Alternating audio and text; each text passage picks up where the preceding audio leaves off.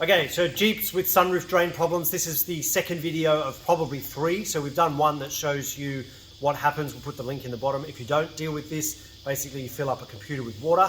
We'll do this one here. I'm going to demonstrate how to test it and whether it's actually blocked or not. We don't even know if this one's blocked. We don't think it is, but I'll show you how to test. And then we'll do a third video that shows you how to unblock them if you have to unblock them. So you will need a bottle of Gatorade, a step from Bunnings, unless you're like Shrek, and a Jeep with a sunroof.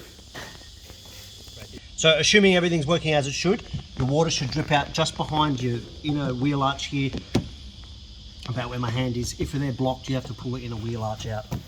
So I'll go up the top now and pour some in, and we'll see if it comes out where it should. So open your sunroof. You're going to pour some water in. You just got to be careful where you're pouring water. So this is obviously the fabric component. You don't want to pour water on that. You want to pour it into the tracks here, just a bottle of normal tap water or a glass of water. Usually when these block up, it's the front ones that will block. So you pour it in here, and then we'll show you where it should be dribbling out if you haven't got blocked sunroof drains.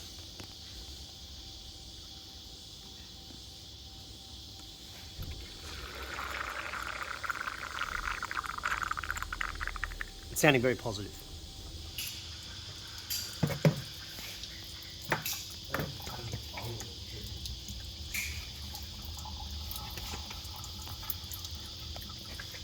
To unblock your sunroof drains, you will need a $3,000 air compressor and one of these, ideally something with quite a long snout on it.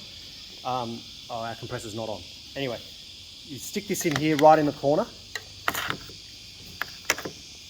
and basically just blow compressed air down the drain tubes. It should unblock at the bottom end. If that doesn't work, you'll need to take your front wheels off and remove your front wheel arches, inner wheel arches, and blow air up it from the other end. Just be conscious, obviously, with your sunroof wide open, you're going to then spray mud and dirt up and potentially into the cabin of your car. So you might want to put a sheet of plastic or cardboard box or something down.